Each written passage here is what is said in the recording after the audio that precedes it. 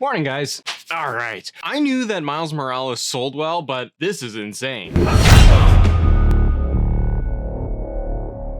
Ladies and gentlemen, welcome to Assemble. I'm Matt. Good morning, good day, good to see you. How are you? Good to see all your smiling faces out there on the internet. Thanks for coming by. Today on the show, I want to talk about the NPD numbers that just came out, talking about the top selling titles on PlayStation for the month of March, as well as just top games that came out for 2020. And the big kicker, and what is, I guess, a little surprising to me, is just how well Spider-Man Miles Morales has sold across this generation and what it could mean for future Spider-Man titles going forward. When Miles Morales came out November 12th, 2020, this game had me excited. I'm a massive Spider-Man fan. Look at this stinking place. You tell me this guy doesn't have a problem with Spider-Man? Spider-Man time. But I love Miles Morales. I thought the story was good. I thought that everything was familiar. The gameplay mechanics, everything felt like the Spider-Man PS4 version, just cranked up a notch with an amazing story talking about Miles Morales, his family, some different characters. Love the game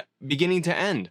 But I remember when the game came out and was coming out in November that fans had a little bit of hesitation towards it and were concerned before it came out what it was going to really look like. Was this going to be an Uncharted Lost Legacy type of game? Was it going to be really too short? How was the campaign going to feel out? Was it a carbon copy of the original Spider-Man PS4 version? There's a lot of questions. Thankfully, this game did amazing and it continues to sell at an alarming, incredible pace. Did I think that this was a better Spider-Man game overall than that of the PS4? Well, they're different games, right? They are different titles entirely, just delivering on a different story and a different part of the Spider-Man lore and universe. I didn't think the story of Miles Morales, of what they gave us, what Insomniac Games gave us, was a 10 out of 10. It definitely had its gaps, and I wish that I had a little bit more, which is a good thing. But overall, I thought that it was an amazing package that truly delivered. What is amazing, though, is how well this game is now selling and has sold across the generation of PS4 and PS5 as a real system seller. Let's get into it. Last of Us Part 2, Ghost of Tsushima, these are not small titles by Sony, and they are Sony exclusive AAA bangers. These are not small titles by any stretch of the imagination.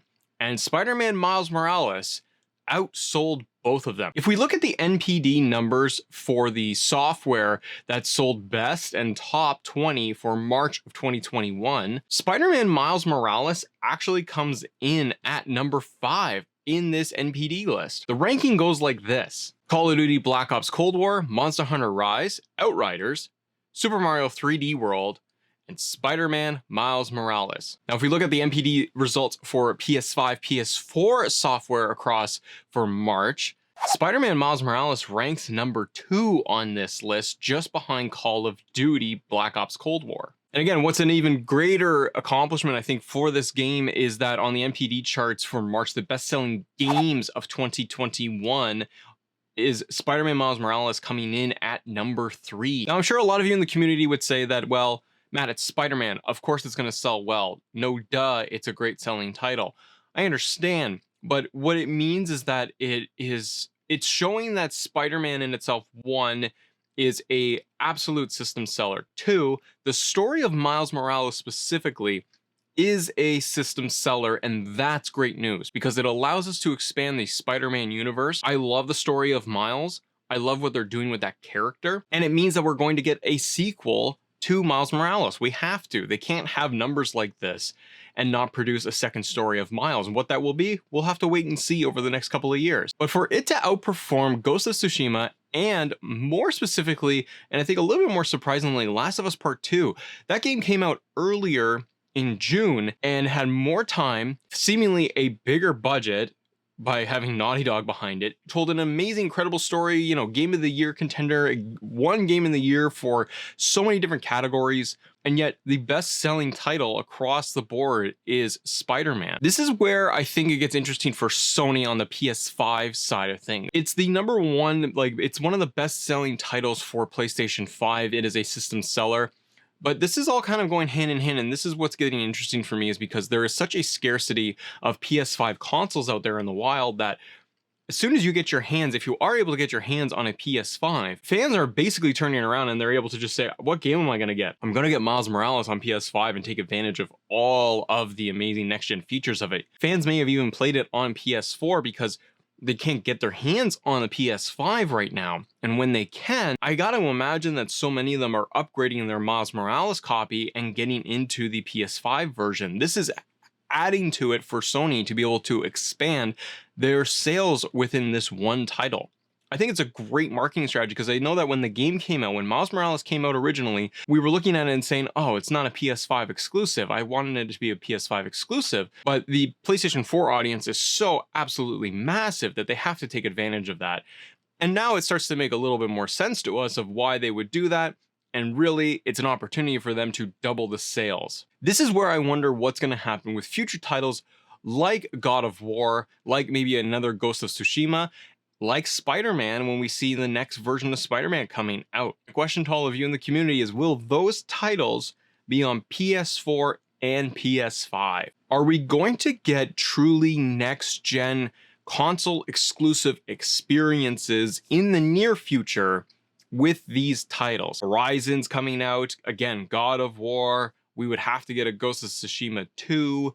There are a lot of these titles that would be coming out, and I just wonder, based on these NPD results and how well Spider-Man Miles Morales, a shorter game, a shorter experience, tighter experience, outperforms some absolute huge titles from Sony to Xbox across the board. Do you think it will mean that they will just continue this trend of giving us, say, God of War 2 on PS4 and getting those upgrades and updates on PS5 and fans choose which version they want to get? Also tying into the fact that we can't get our hands on PS5s that well just yet.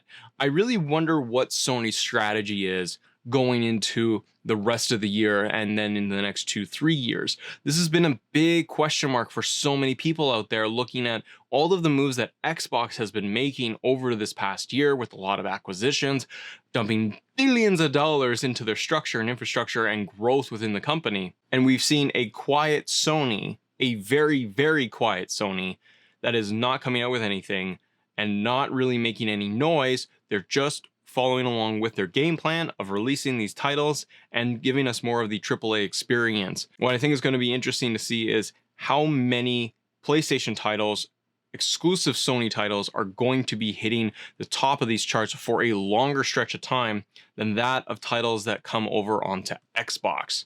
Does it matter to us overall? Not really. We just want great gaming experiences, and if we get the next Spider-Man game, it's going to mean that that game is going to have an even bigger budget behind it, and the Spider-Man 2 that will be coming out inevitably to the PS5 and maybe the PS4 as well, that stands a chance to be the biggest selling Sony game of all time. And I can't wait to play it. So ladies and gentlemen, let me know what you think in the comments below.